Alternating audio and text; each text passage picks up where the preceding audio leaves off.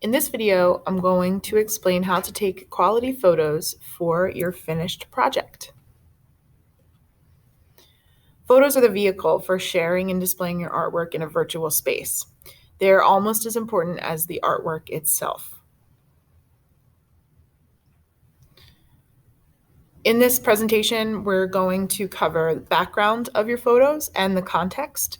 We're also going to cover lighting and positioning of your project.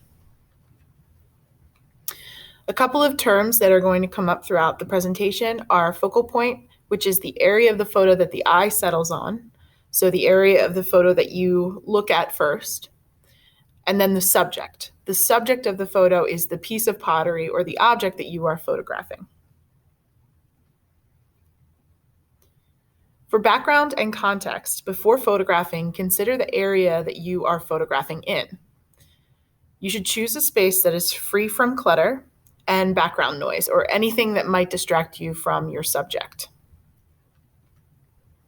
Spaces that are not ideal would be a kitchen counter with clutter or other objects that you can see in the photo, a dining table with chairs and other objects in view, a desk area with computer equipment. All of these spaces will distract from the subject. Spaces that are ideal are an area of the counter that does not have clutter or other objects. So eliminating that clutter and moving it out of the frame of the photo is helpful in bringing the attention to the subject. An outdoor deck or patio, anywhere where you can obtain natural light is ideal.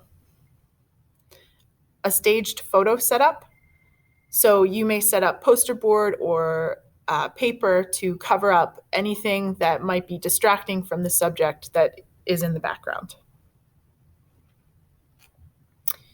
Next, we're going to talk about lighting. So lighting is really important in illuminating the object so that your attention is brought to it. Without proper lighting, your subject won't be seen. The lighting you use can be controlled with clever use of artificial light in your home or using daylight to your advantage. Daylight is the best way to illuminate your subject without fuss. The only issue is choosing a space that is lit by daylight while keeping the background in mind. Here are some examples of artificial lighting to consider. If you have a task lamp, such as the one pictured on the left, that is great for spotlighting an object.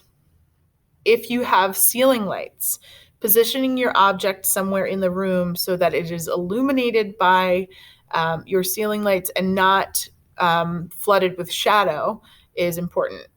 A table lamp is also ideal. It's probably a better idea to remove the shade so that you get a brighter light source. Here's some examples of how to find natural light. When you are looking for natural light, you want the object to be illuminated by the light, but not backlit by it. So an example would be taking a photo on a table near a window. So the light would be coming in from the window. You would want to take the photo so that the object or the subject is illuminated by the light and not coming from behind it. You could also just take your subject outside and stage it there to photograph. When it's time to position your subject, so to place it, where your subject is within the photo is important. Your subject should be the focal point in your photo, but you may include other objects to bring attention to your subject or to help tell a story that your project is trying to tell. Other objects, including your hands, might encourage the way the viewer feels about the subject.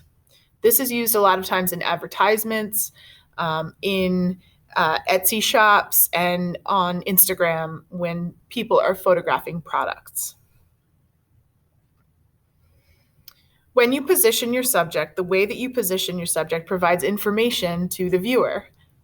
So changing the subject position is really helpful in telling the story of how the object feels how much the object weighs, and what it looks like in the round. Consistency in your photos unifies your portfolio. So carefully take the background, lighting, and positioning into consideration when photographing your finished work. The photos of your pieces could all be taken in the same place. You can swap out your objects that help to tell your subject's story. But once you find a good spot to take photos of, it typically would work for all of your projects in the future. Here are some examples of photos that would need some improvements. This first example is really well made. However, the quality of this photograph is not great. We are looking at a time of day that's starting to get dark, and there's a use of indoor light and also outdoor light. And the color that shows up in the photo is a little off. The way that this photo could be improved is if it was completely taken inside and the use of artificial light was directed in a way that it wasn't distracted by the additional use of outdoor light. Here's another photograph that needs improvement. This photograph is great for a production photo, so a photo of a work in progress. And if this subject is finished, this project should be taken to another location, and we should work to eliminate any distractions in the background, like the Chromebook, like the tools and the extra clay and the canvas, and even I think table legs or chair legs that you can see there as well. So if it was simply the project itself, maybe the artist's hand and the canvas, that would be a quality photo. The lighting here is not bad, but the objects in the background are distracting. Here are some examples of A+ quality photos. In this photo, you can see that the object is well lit. It is taken close up so that it eliminates any distractions or other objects that might be on this counter. And it's also in a place where you have neutral colors happening and not a whole lot of background noise.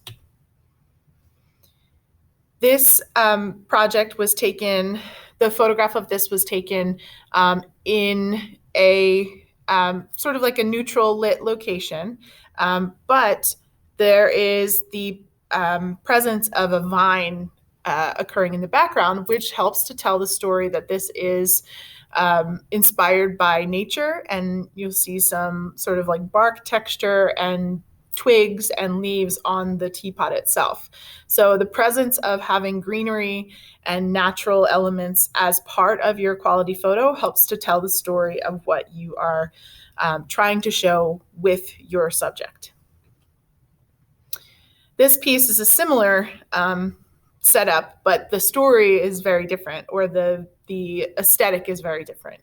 So this artist chose to use a different art project that had a lot of color and a lot of pattern and texture to use as their background for the project that also had a lot of texture. So they are unified in a way, even though they're two very different projects. It was a really creative choice to utilize for the background. And although it is a busy background, it's not distracting from the piece itself.